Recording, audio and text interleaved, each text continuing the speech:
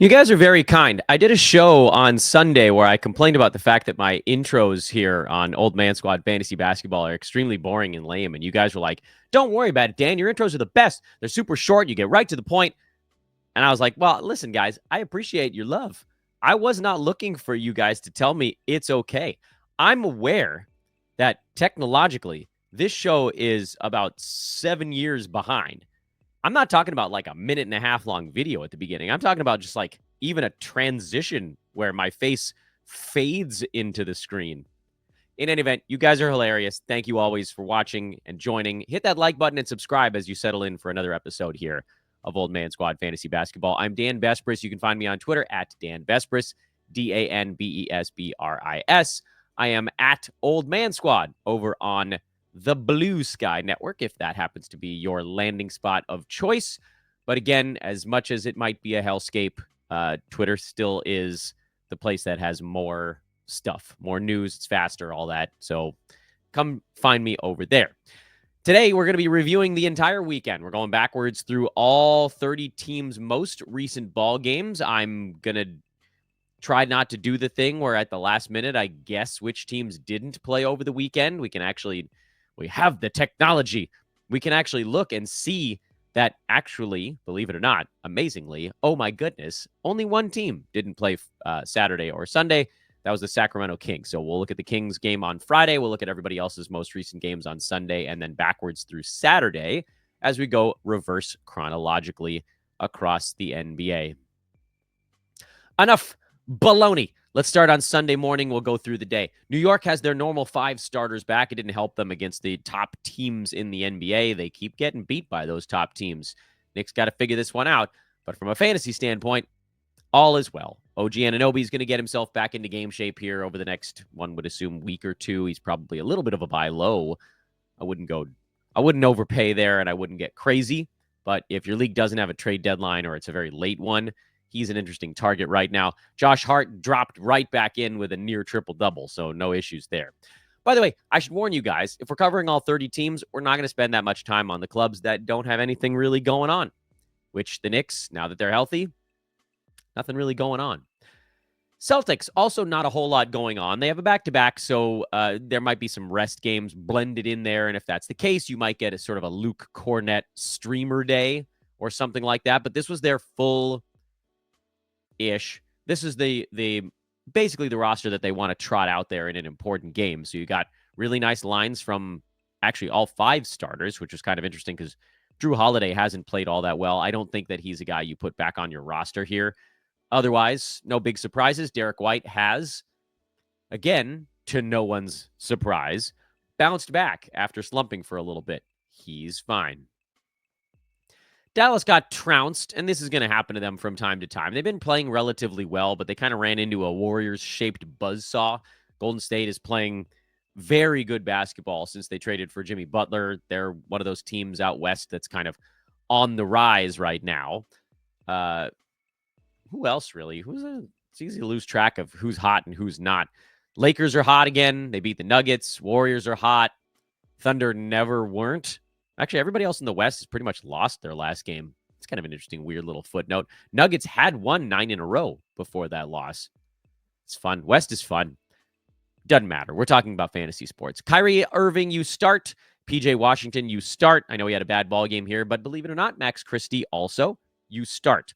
Everybody else on the Mavs is not a full season play. You can run Klay Thompson out there if you're streaming for threes in head-to-head leagues or Roto, but I wouldn't go much farther than that. It's very specialisty. Najee Marshall is probably more of a schedule level play.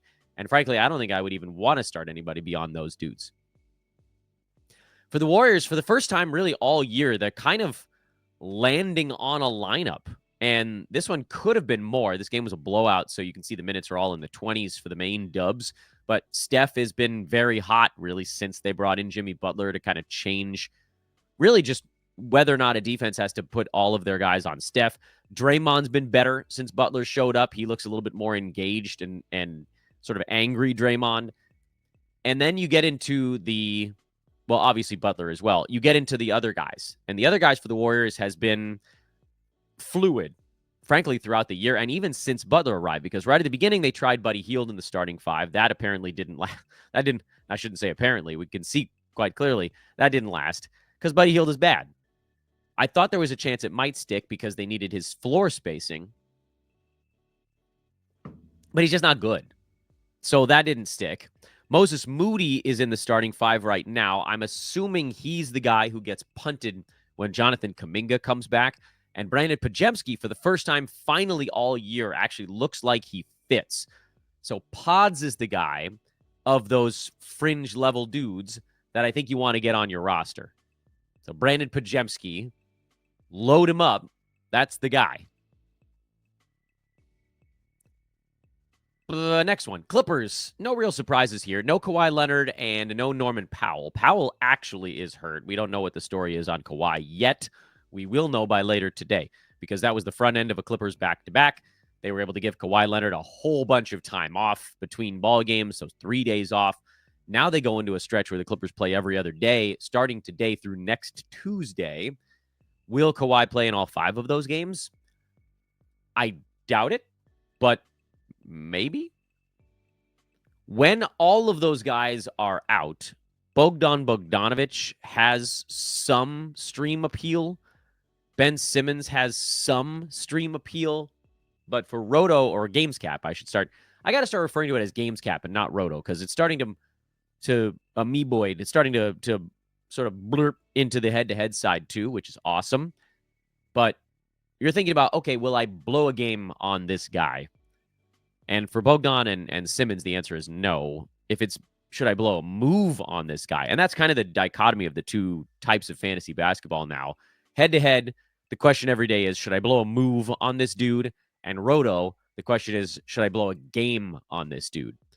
And the answer for Roto is no. Or Games Cap. I just screwed up my own thing. For head-to-head, it depends on if you think someone like Norm is out for a week, or if you think Kawhi is out for a week. It's different than if they're out for a day or 2 days or something like that. Meantime, Harden and Zubats, those are the only guys worth playing in this one. TJ McConnell tweaked an ankle. He's listed as questionable for the next ball game already, which I think is good, that he's not doubtful or out.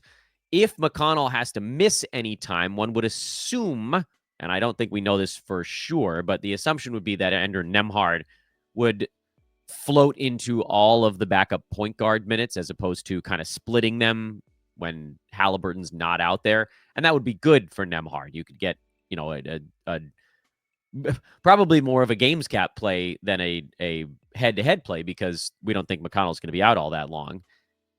Halliburton, meanwhile, just in case you guys didn't notice, remember when Halliburton was like number 60 and everybody decided he was bad? He's number 11 on the season now. Over the past 2 months, he's number 8. You can go farther back if you want. Past 3 months, he's number 9. Gone are the days when Halliburton was bad. Man, that was the easiest buy low ever. Detroit beat Atlanta in an insane ball game. The pace of this game was just out of control, 148 to 143. This was in regulation, people. Cade went nuts. That's awesome. Dennis Schroeder actually finally had his first sort of good game for Detroit. Watch list him. You don't need to pick him up. I maintain that Asar Thompson is a guy you're selling on when he has big ball games because they just won't load him up on minutes. And that sucks because it feels like they could, but they really want that floor spacing. The Beasley, Hardaway floor spacing.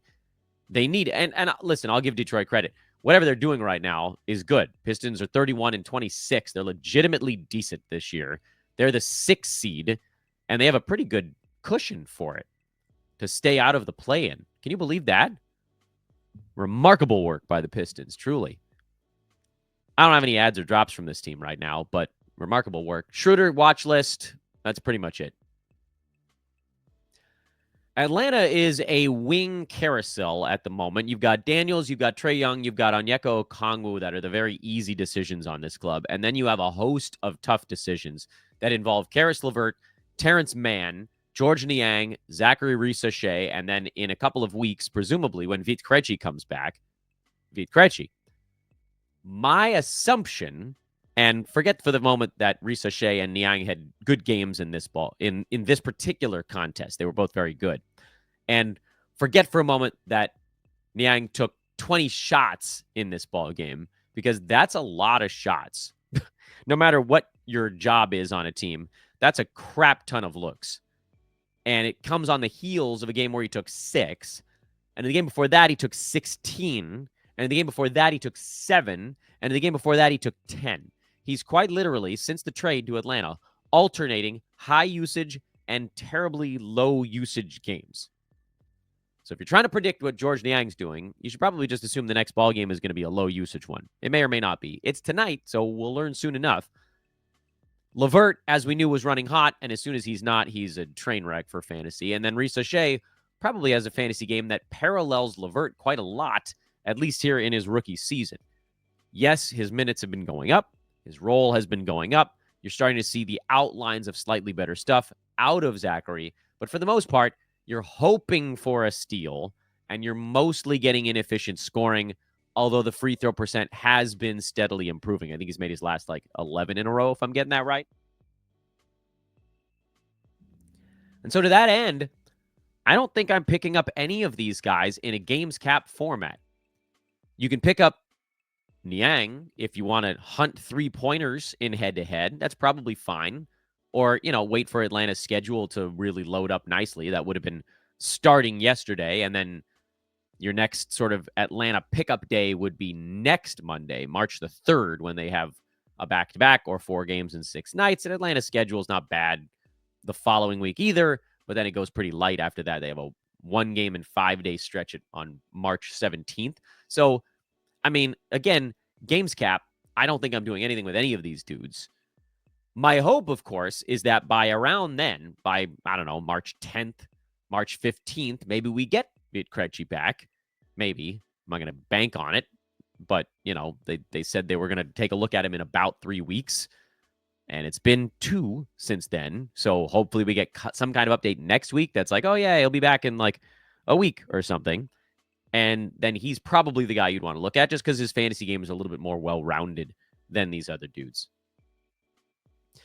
Wizards went back to the JV squad, and this is going to be a lot like Utah, where you've got one, you've got the other. You can kind of feel it out based heavily on what the Wizards' schedule looks like, but not entirely, because we got, what are the Wizards? They played a was a Milwaukee game, right? Yes, that was Milwaukee on the 21st. That was Friday of last week, where you got Middleton and Smart in. This game in Orlando for Washington was the front end of a back-to-back. So my assumption, and we'll see, is that the veterans, the varsity guys, play today. If that's the case, then we'll know that they're just playing in the non-back-to-backs or half of a back-to-back. If that's the case, I'm not picking up Marcus Smart. There's almost no number of minutes that would convince me to do so other than around 30. For Middleton, if he's really going to play around 25 minutes a ball game, he probably does belong on games cap rosters. Jordan Poole is still a go. Okay, that's an easier one. Rashawn Holmes filled in for Alex Sarr. That's a pretty easy call, although, again, I would expect Sarr to be back in the not-too-distant future. The tougher calls on this team involve Bilal Coulibaly, who I'm out on outside of points leagues. Keyshawn George, who's slipped into a shooting funk after a couple of better ball games. And so his rank now has taken a nosedive in his last 2.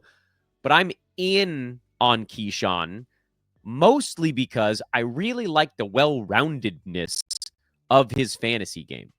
There's a lot of good there, and I have him in a few leagues, so I'm a little bit biased there, I suppose.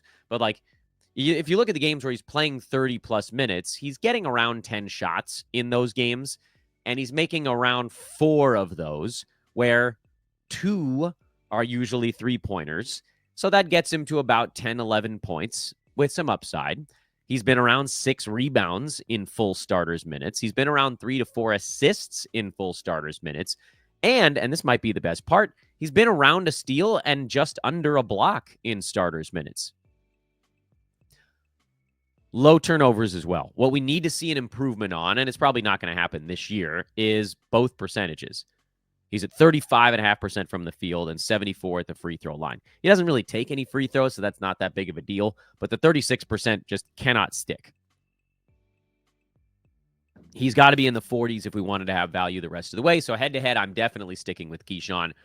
Games cap, I'm probably benching him short term with, of course, the footnote that Orlando is a really good defense.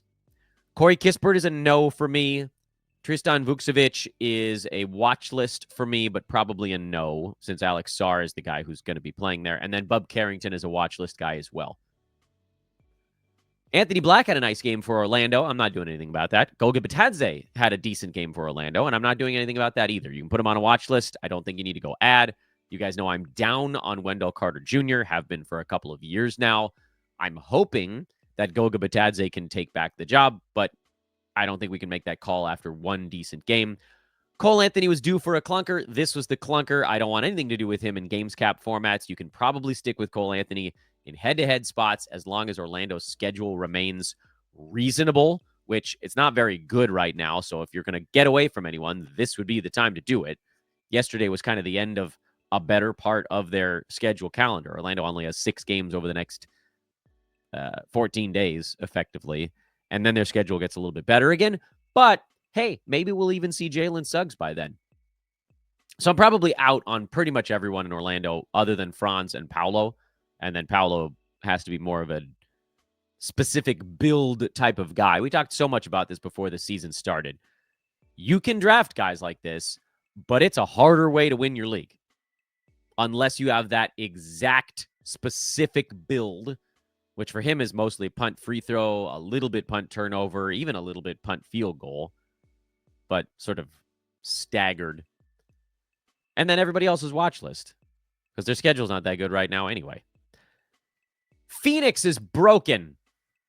Phoenix is beyond broken. But before we tell you about how broken Phoenix is and how you should pretty much just start the big three, BetOnline is the world's most trusted betting platform and your number one source for online betting in 2025. Whether you're a seasoned fan or a first-time bettor, BetOnline is your ultimate game day companion. With the largest selection of odds on everything from NBA and college basketball to the NHL and UFC, BetOnline continues to be your number one source for betting in the year 2025. They get every three-pointer, every hat trick, baseball coming around the corner. They'll get you every grand slam. BetOnline covers you with odds, stats, and more on every game, every play, and every, our favorite part, win. BetOnline, the game starts here. Phoenix is broken. I don't have anything actually to add to that. You're only playing Booker, Beal, and Durant right now unless something else shifts, but it does kind of feel like everything's going the wrong way. Everybody wants to blame KD. He'd kind of be the last person I would blame. Every place Kevin Durant has been prior to here has worked magically. The Suns are the first one where it's like, oh, this is wrong. They're still only a game and a half out of a play-in spot because the Kings are also not playing very well, and the Mavs are basically cut down to their prime, but they have a little bit of a cushion. The Spurs and Blazers would seem to be less of a threat of coming from behind now with no Wemby and no DeAndre Ayton. Not that Ayton is good, but like the Blazers were better with him. And so it's basically the Suns and the Kings fighting it out for that last spot. So they're going to fight until the bitter end. I wouldn't say, oh, yeah, like you can stash so-and-so. I will just point out, if any of the big three go down, Tyus Jones has been the guy to see a big bump before, but he's obviously a drop now. Toronto. I have similar feelings about Toronto as I do about Phoenix, actually, although it's kind of the flip side where now that they have their guys, they're not that awful anymore. They're still bad, but not horrendous like they were at the beginning of the year. So in terms of shutdown, look, the Raptors are not that close to the play-in spot. They're 4 games out, and they'd have to pass the Sixers and the Nets to get there. But their guys missed so many games early in the year. Like, people are asking me about an Emmanuel Quickly shutdown. Dude's played 18 games so far that year. He already had his shutdown. Scotty Barnes is at 44 games, which I guess is an okay number. But, like, how many games do these guys really need to take off this year? Jakob Poeltl's out right now, but I actually think he's probably back in the next 2 games for them. And then RJ Barrett has been, I think, kind of similar to Barnes, right? In the game. Yeah, 44 there at the exact same number. So I don't know. I don't think that they need to go full plug pulling in Toronto. Guys will get games off at some point here, but Quickly is cooking now, and this is what we've been waiting for all year, and why he was a buy low coming back. This was the semi-annual Chris Boucher explosion game. You're not going to do anything about that. Just keep playing Quickly and Barnes, and similar to Paolo, if you've got the build for RJ Barrett, he's your other guy, and hold on to Jakob Poeltl because I think he's back soon. No real big changes in Toronto. Miami lost Nikola Jovic and Basketball Monster has it listed as about 15 games. The thought is probably around a month with a broken hand. We don't have the exact timeline, so it's all just kind of ballparking a little bit. This is very good news for Khalil Ware, whose minutes were kind of trending down a tad as they were able to go a little bit smaller. But now that they kind of don't have the other guy they trust, which was Jovic, they could go with a Duncan Robinson or a Terry Rozier bonus time here, and that'll happen intermittently. But I do think that this is overall, Jovic getting hurt is good news for Ware. You can drop Jovic. There's no reason to hang on to him for a month. Not this time of year. Frankly, not really any time of year, but especially not now because a month puts us like 2.5 weeks from the end of the season.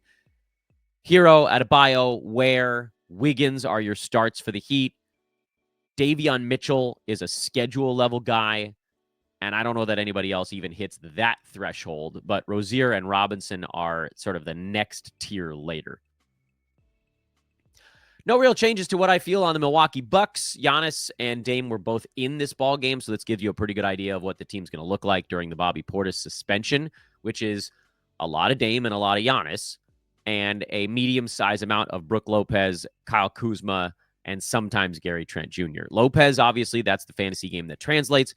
Kuzma is a points league option. I don't think I want him in almost any 9-cat build other than perhaps a double punt. And then Gary Trent is just a threes streamer and nothing else. San Antonio, and this is the worry, is are they going to be competitive without Victor Wembanyama? I think typically the answer is going to be more than this, because we actually saw them. They weren't that bad in the Phoenix game, and then not as good in the last two. They've got a rematch with the Pelicans tomorrow, but it's just such a stark drop-off because they don't have Zach Collins. Charles Bassey was the guy we were all looking at. When I say we all, I'm talking about fantasy analysts. But he came back and played, 10 minutes in the last ball game, and he got through 6 of this one before his knee started hurting again. And unfortunately, as much as I'd love to tell you that you need to hang on to Bassey, because, look, the truth of the matter is, if Bassey could get up to 20 minutes, he's a fantasy monster. He has that, immediately translatable fantasy game. But if his body isn't going to let him play 20 minutes, we can't wait. Bismack Biyombo played 30. He had 10 points, 10 boards, 2 steals, and 4 blocks. He's on his second 10-day contract, so who knows where Biz is going to be on, March 3rd or whatever. I guess it'd be like March 4th or 5th. I don't remember when they signed the second 10-day. It was 2 days ago, maybe? That doesn't matter. They got Sandro. They got Mamu Kalashvili. But it doesn't seem like they really trust him very much. So they want it to be Bassey, but Bassey's not healthy. So they're stuck with Biyombo, which sounds like a great sitcom from the 80s. What do we do with the Spurs? Let's get down to the brass tacks on this. You're holding on De'Aaron Fox. You're holding on Chris Paul. Both those guys shot terribly in this game, and they won't be as bad in the next one. I think you're holding on Devin Vassell. I know he's been awful, but he's going to have to take more shots with no Victor Wembanyama. I think the folks that are punting on Vassell have a reasonable case because he has been that bad of late, epically bad. Got to make sure that the Instacart guy replaced my Pop-Tarts with the right other ones. Vassell hasn't had a game shooting over 36% since February 8th. Now, admittedly, the All-Star break was in there. So, yes, there was a week that didn't exist. But that's 5 consecutive games where he shot 22, 33, 36, 29, and 11% from the field. He's going to be better than that. He's not a 25, 28% field goal guy. He's a mid 40s. And when that doubles and all of his stuff doubles basically over those 5 games, he's going to be a guy you want to have on your roster. So I say don't give up on him yet. I realize that this is a hard time of year to hang on to dudes extra, but I strongly believe you should hang on to Devin Vassell a little bit longer. Jeremy Sohan, I'm not super into him. He's a little bit of like a rebounds, steals play, but Harrison Barnes, nah. Keldon Johnson, if you needed to stream for just scoring alone. And then Julian Champagny had a really nice ball game, but he only played 19 minutes. So the Wemby thing isn't helping him all that much. We need a wing out of the way if we want Julian Champagny to cut loose. So Bismack Biyombo somehow is the only one that I haven't really given you a final answer on. The final answer for me on Biyombo is probably not, because I don't are the Spurs going to sign him to an actual deal in 8 more days? I how can you trust Biyombo to play starters minutes and then be on the team? I guess it depends on how much you value an individual move. In Roto, there's no chance I'm using a move on Biyombo. None. Because we know what he is when he plays 30 minutes, and he's a rebounding steals and blocks guy. A lot like Moussa Diabate, actually, in terms of straight fantasy numbers, or Yves Missy.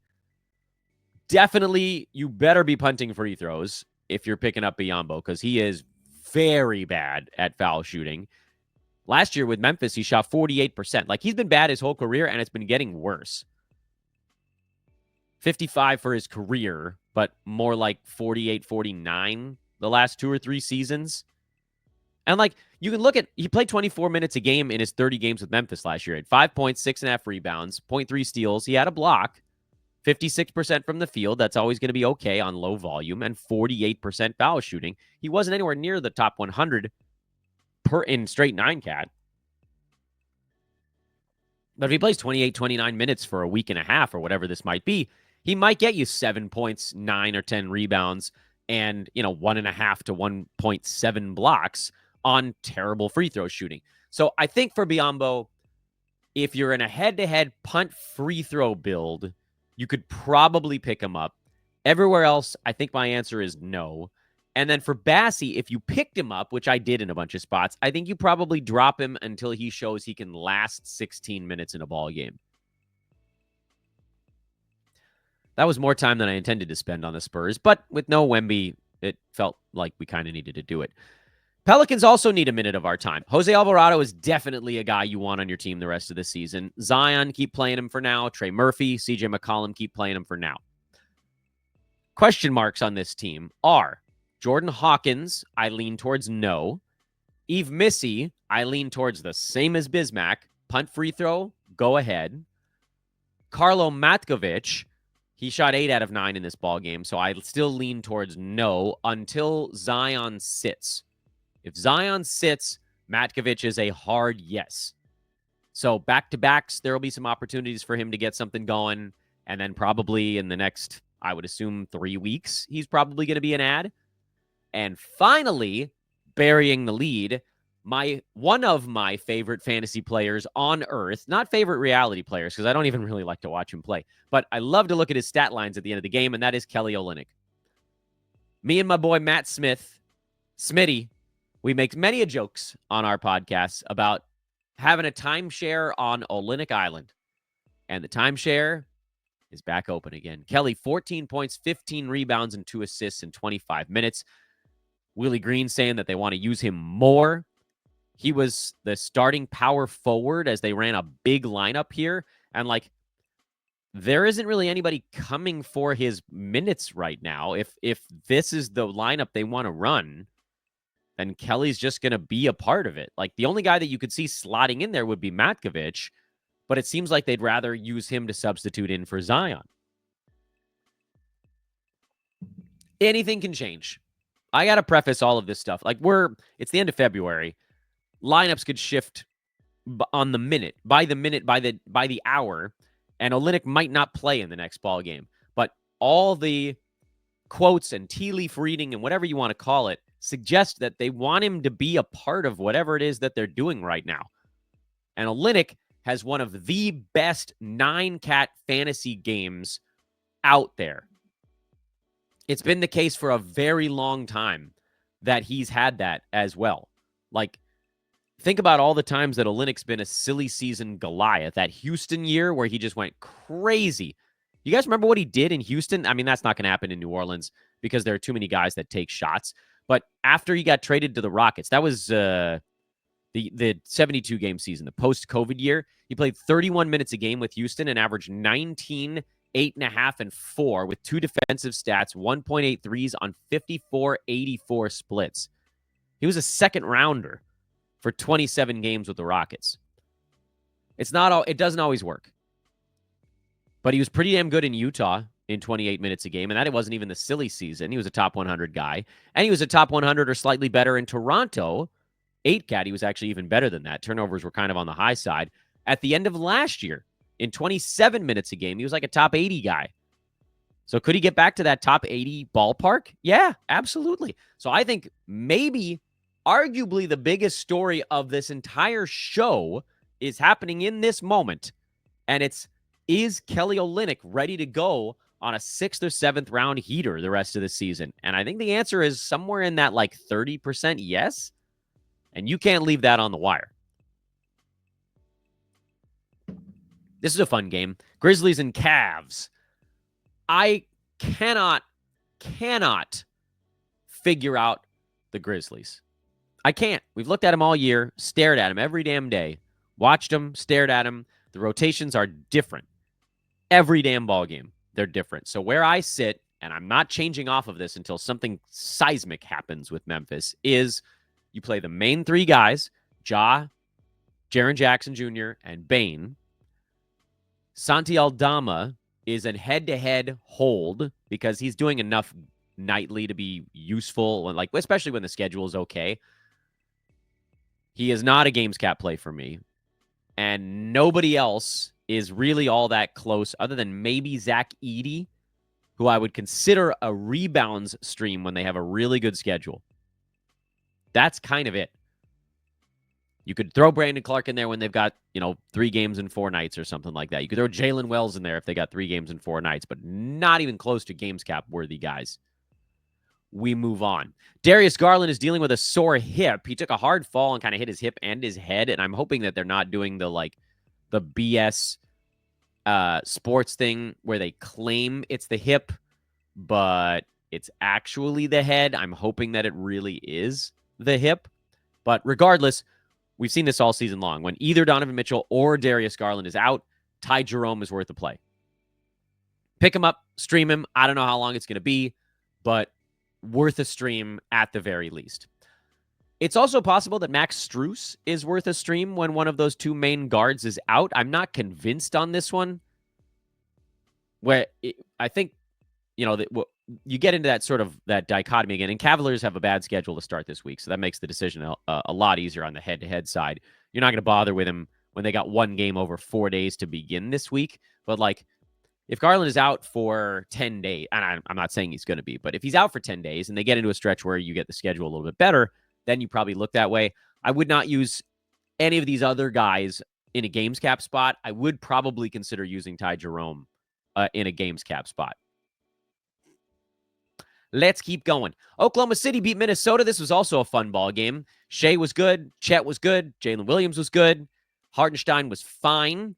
We've now slid back into the nobody else matters zone because Cason Wallace is healthy-ish. And Alex Caruso is about as healthy as he's been at any point all season long. I'm not there yet. I can't tell you to go pick him up because every time I've thought about doing it, he's vanished into the abyss. But it is worth pointing out that he's a top 80 play over the last 2 weeks.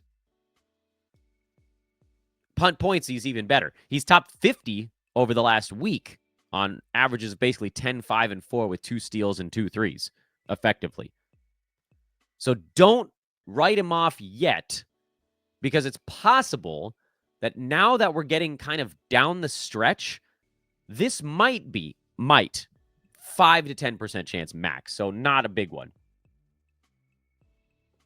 But we might finally start seeing the Thunder roll out what they'd rather do come playoff time, which I think all year has been keep Caruso healthy, get him more action down the stretch and into the playoffs. Are we close enough where that's a relevant thing?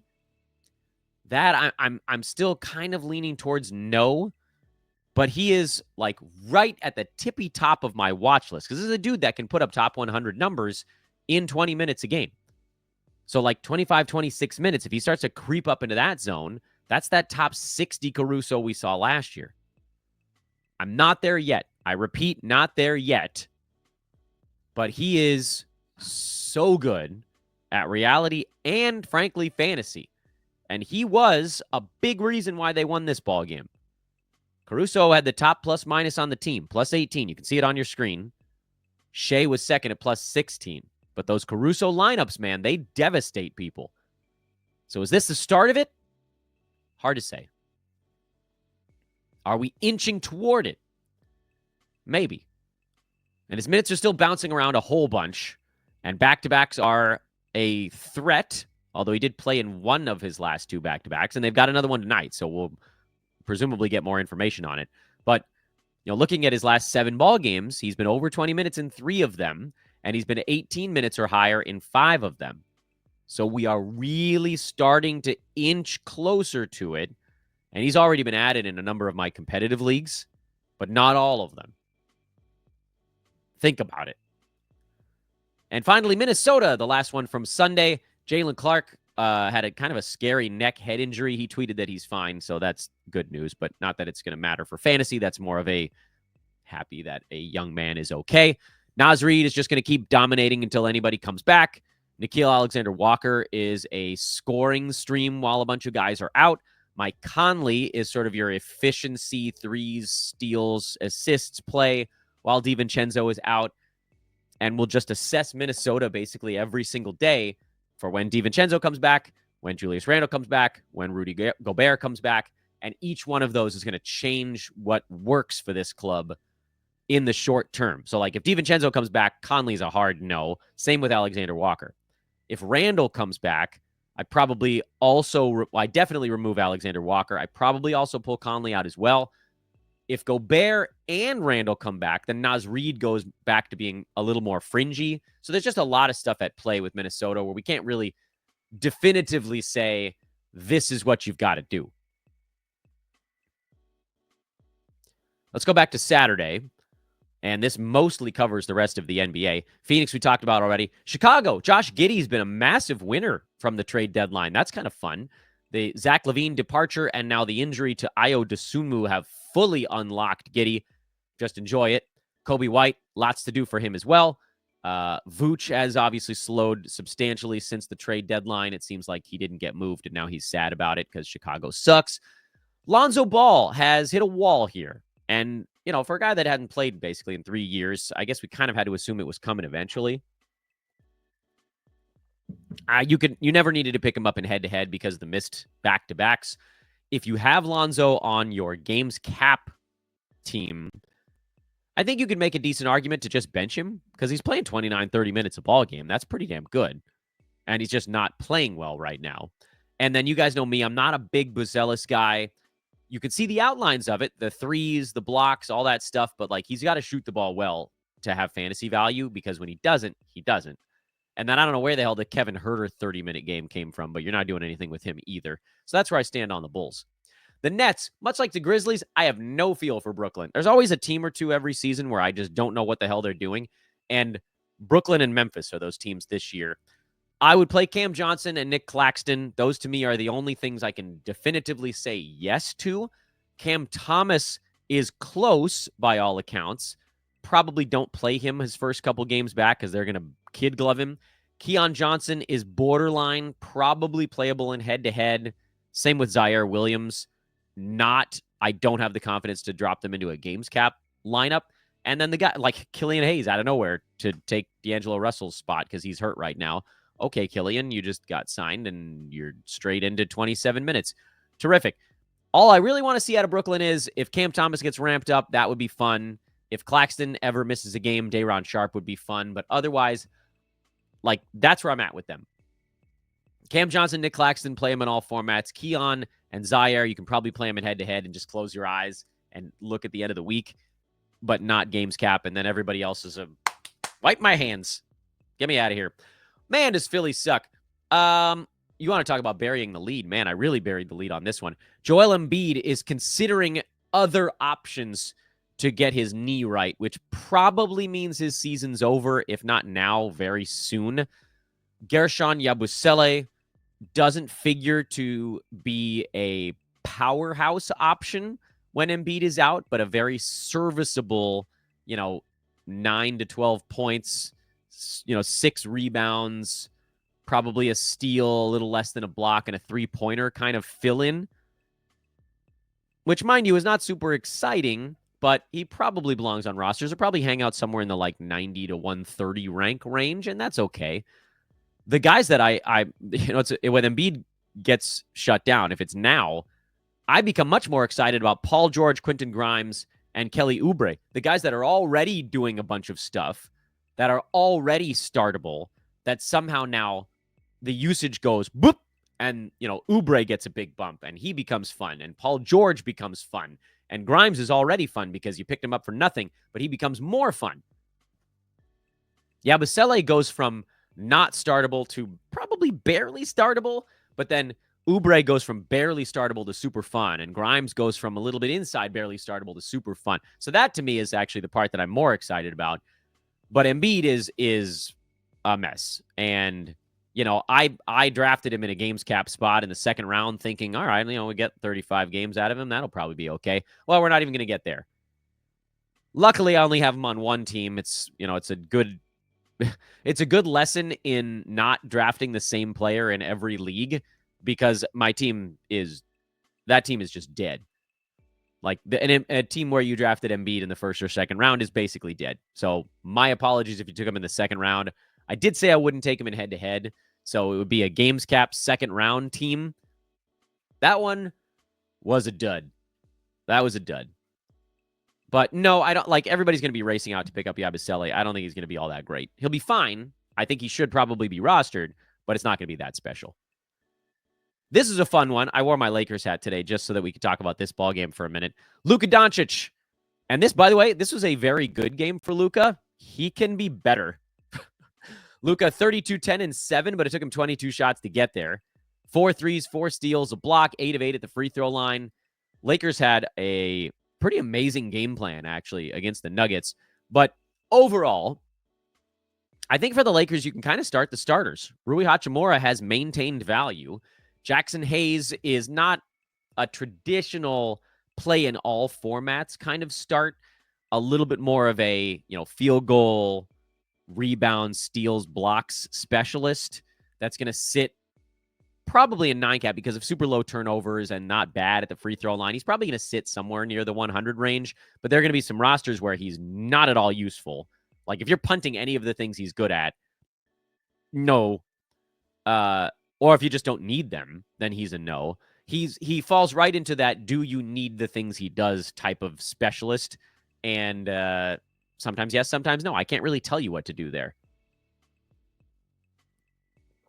Aaron Gordon's getting ramped back up again. I'm not a big Aaron Gordon guy. You guys know that about me, so I'm not about to change my feelings on him because of a few good ball games. But keep an eye on him at the very least.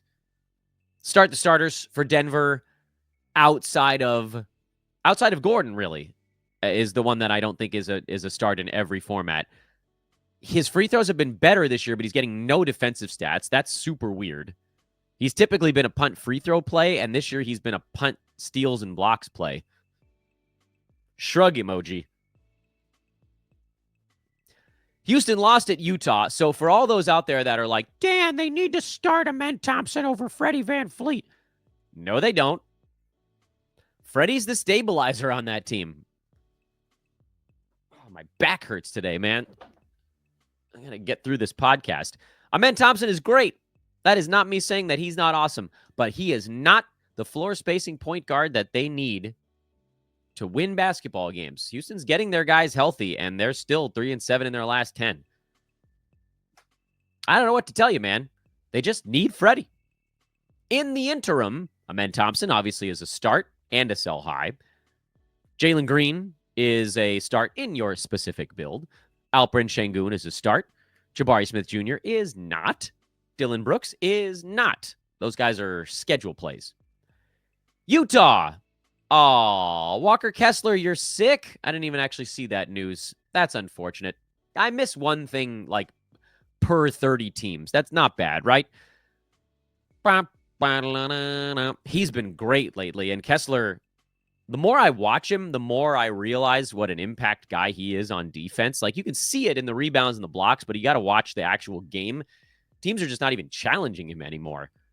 And we finally got a good one out of Lauri Markkanen, and now, give him a day off. So here's where we're at with Utah. Forget breaking down everything that's going on with this club because they have a different lineup every single day. Hopefully, Colin Sexton is back within about the next week. I think that's the target for them. While Sexton is out, Keontae George and Jordan Clarkson are playable. With both Sexton and Clarkson out, George became playable in all formats. When Clarkson's back, Keontae is a little bit more borderline, more of an 8-cat guy or a punt field goal guy, but pretty good. And when all those guys are back, that's when Keontae was only playable in punt builds, if that made sense. Clarkson is a play with Sexton out, but not when he's back. Kessler's a play when he's in. Markkanen's a play when he's in. John Collins is a play when he's in. Isaiah Collier is, and I know everybody's been raving about Collier, myself included, but we need to be very clear that his fantasy issues are a big drag, like a huge drag, because he's been putting up fat, juicy numbers of late. Last whatever it is, it's been like a month now that he's been putting up pretty good numbers. He's averaging 12 and 9 over the last month, and he's not inside the top 150 because he's bad at foul shooting. His turnovers are extremely high, and he doesn't hit three-pointers. We've talked about this before. There are a lot of builds where Collier doesn't make sense. Basically, if you're trying to win turnovers, he doesn't make sense. If you're trying to win three-pointers, he sort of makes sense. I have him on a bunch of teams, so this is not me trying to tell you not to roster Collier. I have him in almost as many places as I can get him because I either have teams that are low turnover teams where his high number doesn't matter, or a team that is already bad at turnovers where you can kind of lean into it. But he's really an 8-cat guy, and that's fine. It's not necessarily a bad thing, but he's being touted as like the league winner, but you have to not care about two things that he's very bad at. Charlotte, barely a real basketball team these days. LaMelo Ball is a play when he plays. Miles Bridges is a play every day. Mark Williams is a play when he plays. When Mark Williams is out, you can probably roll Diabate for a one-gamer. When LaMelo's out, there really isn't a guy you want to replace him with. And that's about as far as you go, other than maybe a thought or two on Yusuf Nurkic, who's actually been piling up fantasy stats at a ridiculous clip for this team. If they ever gave him 24 minutes, Nurk would be an ad in all formats. While he's sitting on like 17, 18 minutes and way overperforming rebounds and assists, he's more of a head-to-head level guy. But I don't have the confidence to use a games cap on Nurk because in 16 minutes, this is not a sustainable thing. Like, he's just not going to get 8 rebounds, 5 or 6 assists in 16, 17 minutes every game. It's not going to happen. His usage is crazy high. I'll give him that. And that's the other, like, Nurk is close enough where we need to keep a really tight watch on him. But, yeah, it's a tough sell if you're not in a spot where you got to use a games cap. Again, if you're just using a weekly move and you want to see how it goes, I'm actually okay with that. And then Portland blitzed him. Toumani Camara has been very good since DeAndre Ayton went down. Someone yelled at me that I was late on Camara. You can go back and look at what he did up until the DeAndre Ayton injury, and he was outside the top 115. There were stretches where he was good, stretches where he was bad. A lot of it had to do with who was in and who was out for the Blazers. Right now, the lack of Ayton has given him a really nice window because Robert Williams is taking every other game off, and Donovan Clingan, fantasy goldmine though he may be when he plays minutes, is not being guaranteed minutes. So Reith played some center, and Jabari Walker played some center, and Kamara slides up to get more power forward time. That's good, guys. You want guys sizing up. Fantasy stats get better. So Kamara's a play right now. Shaden Sharp is only a scoring streamer. Jabari Walker is not an ad. I know it was great in this ball game, but no. Jeremy Grant, why would you draft him? Anthony Simons, you can play. Klingon, you can play. Avdia is the toughest one in my eyes because Grant is in. And when Grant is in, Avdia tends to struggle. But we know that Grant is not long for this universe. So can you afford to drop Denny and then pick him back up? Probably not. So head-to-head, you probably have to play Avdia. And Roto, you probably just have to stick him on your bench. And finally, the only team we have not yet talked about, the Sacramento Kings, played back on Friday. We'll go back to that day, provided the internet will allow us to. They got smoked in that game. And, the starters all played good minutes. So I think you roll with the starters for Sacramento. I thought it was going to be Keon Ellis time, but it seems like maybe that's not a guarantee either. I don't know that signing Markelle Fultz was the thing that knocked him off. I think that Ellis just has to be playing well. And that, of course, is the case for a lot of bench guys. If you're not playing well off the bench, your minutes go away faster. Starters get a guaranteed baseline of minutes that bench players don't. So I think we can do better than Keon Ellis. That's kind of where I landed on that one. If you want to hang on to him and see if it improves again, you can be my guest. I just don't think it's gonna. And so I think we can go elsewhere.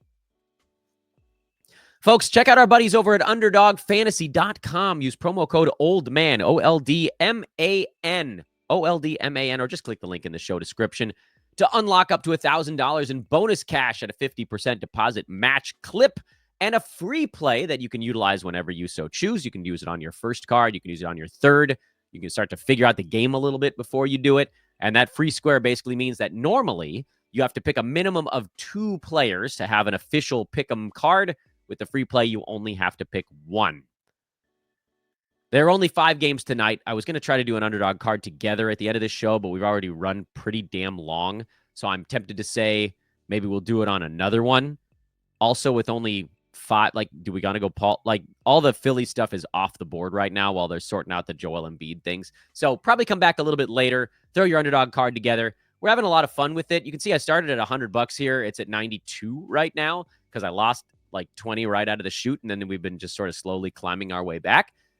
It's fun. It's just a fun thing to do. It takes a couple of minutes. You can get a card going. You can follow me. You can follow our boy Brenton, who does our DFS shows. You can follow someone else on the internet. I don't care. Or just do it yourself. Put a couple of bucks on it. Have some fun. $2, $3, whatever. And if you're doing a decent job of it, you can break even or even win. UnderdogFantasy.com. Promo code OLDMAN. Check them out today. Tell them Dan sent you. They won't care. Did I lose connection is the question. Did I chunk out at the end here? I got an error message that maybe we lost connection for a minute, but hopefully that's been rectified. We're at the end of our show, so I guess it doesn't really matter either way. I'm wrapping it up regardless, and I'll have to go back and watch the damn thing. I'm Dan Bespris. Jeez, almost an hour? Good Lord, I was trying to go fast. Subscribe. Should have yelled at you about that earlier on, too. Hit that like button, subscribe, 5-star review if you have an opportunity on iTunes or Spotify. Back hopefully a little bit later on today with another episode. We'll see how it goes. For now, see you later.